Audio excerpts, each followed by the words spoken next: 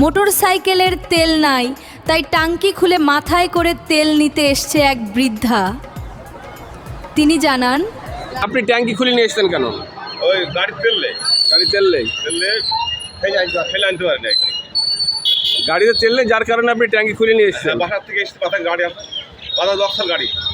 Bajaj boxer গাড়ি। তাহলে আপনি কি আশা করছেন এইভাবে যে আমি তেল পাবো? দেখা যাক, আল্লাহ যদি মিলাই তাই মিলবি।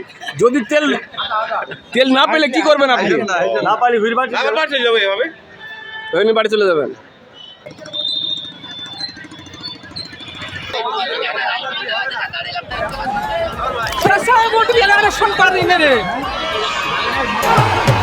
তেল নিতে আসা সাধারণ জনগণের মধ্যে চলছে একটু মূল সংঘর্ষ।